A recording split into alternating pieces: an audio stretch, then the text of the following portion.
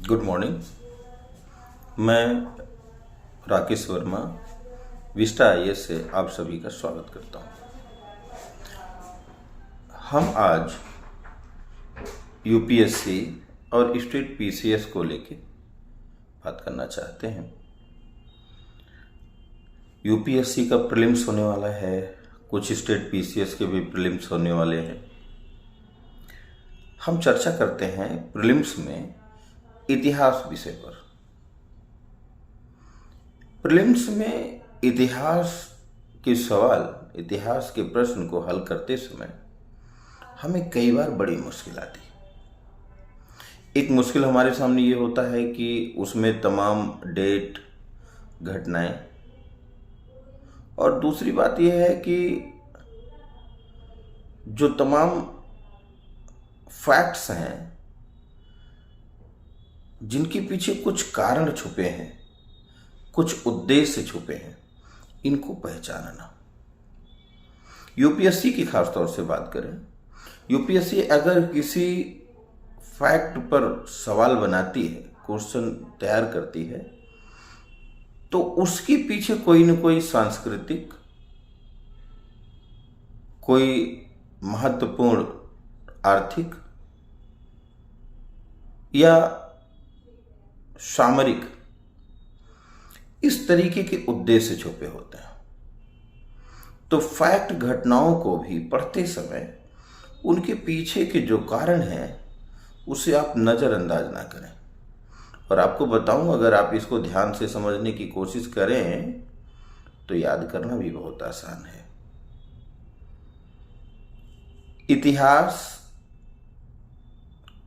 किसी भी देश की वर्तमान और उसके भविष्य के खाका को प्रदर्शित करता है। बहुत बार आपने देखा होगा कि सरकारों के द्वारा जब शिक्षा नीति लाई जाती है तो उस शिक्षा नीति में वो सिचुएशन बताते हैं कि इतिहास की किस पक्ष को हमें अपने यूथ को, अपने ऑफिसर्स को बताना है। वो अपने परीक्षाओं में प्रश्नों के जरिए महत्वपूर्ण पक्ष को पूरी तरीके से आपके संज्ञान में लाना चाहते हैं। जैसे एक घटना हम बात करें आपसे, एंसेंट इंडिया को लीजिए, उसकी एनसीईआरटी उठाइए, उसका प्राक्कलन पढ़िए, तो आप देखिएगा एनसीईआरटी की टीम जो आदरणीय शर्मा जी के नेतृत्व में एंसेंट इंडिया को तैयार कर रही थी, तो पहली बार 1977 में वो जब तैयार हुई तो उसमें विशेष तौर से वो फोकस थे कल्चर को लेके।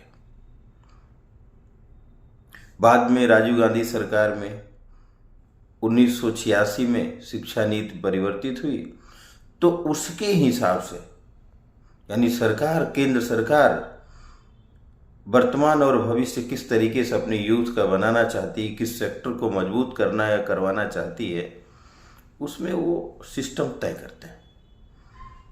तो 1986 के बाद पहली बार 1990 में ये वर्तमान एनसीईआरटी जो आप पढ़ते हैं फाइनली बन के तैयार हुई। अभी भी इसमें सांस्कृतिक पक्ष अधिक है। तो इसका मतलब है कि अगर हमें एंसेंट इंडिया पढ़ना है तो उसका पहले से क्लियर मोटिव है कि आप संस्कृति को जानिए। और किसी भी देश के नागरिक सेवक के लिए बहुत जरूरी है कि अपने अतीत की व्यवस्था, संस्कृति, प्रथा, परंपरा को समझे। वो क्यों है और उसको बनाए रखने के लिए जिम्मेदार परिस्थितियां क्या है। जब आप इसे समझते हैं तो बड़ा आसान हो जाता है उस समय की व्यवस्था को समझना। क्या वो उचित रहा है या आज भी है। पहले अगर था तो उसमें परिवर्तन की आवश्यकता हुई तो कब हुई, किन कारणों से हुई, क्या हमारी संस्कृति में एक दूसरी संस्कृति प्रविष्ट हुई, एक क्लैश हुआ, फिर एक मिक्स संस्कृति की शुरुआत हुई। कहने का सेंस है कि हमें अपने इतिहास के सांस्कृतिक पक्ष, आर्थिक पक्ष, ये दो पक्ष बहुत ध्यान से समझने होंगे। हम मध्यकाल में आए तो मध्यकाल में भी आपकी जो आर्थिक पक्ष है वो काफी प्रभावित हुआ, पहले से बदला। और जो उस समय सरकारें आई, उस समय जो शासक आए, उनका अपना जब मोटिव सुनिश्चित हुआ तो उन्होंने अपने आर्थिक पक्ष को एक नई दिशा देने की व्यवस्था की। जैसे हम एक घटना करते हैं अलाउद्दीन खिलजी की। अलाउद्दीन खिलजी को जब पूरे भारत पर शासन करने की जरूरत समझ में आई, एक साम्राज्यवादी शासक हैं अलाउद्दीन खिलजी, जब पूरे भारत पर वो हुकूमत की बात सोचते हैं तो सबसे पहले उन्हें किस चीज की जरूरत थी? सेना की। और सेना अगर रखना है तो उसके लिए उन्हें धन चाहिए था। अगर उन्हें धन चाहिए तो धन के संसाधनों को तो उन्हें ढूंढना होगा।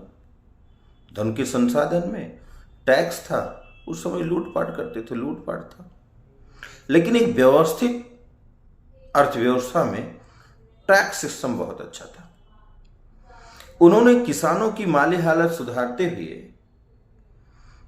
अपनी अर्थव्यवस्था को, अपने कोर्स को बहुत मजबूत करने के लिए तमाम रास्ते बनाए। और उसी समय एक बहुत ही क्रांतिकारी परिवर्तन देखते हैं। उन्होंने एमएसपी की गारंटी दी, जो आज भी बहुत बड़ी चुनौती बनी हुई है सरकारों के सामने। किसानों को एमएसपी की गारंटी मिलने के कारण उन्मुक्त भाव से उन्होंने कृषि की, क्योंकि उन्हें पता था खरीदार ऑलरेडी गवर्नमेंट खुद है, उस निश्चित रेट पर लेने को तैयार हैं और गारंटी दे रखे हैं, तो उन्होंने ऐसा किया।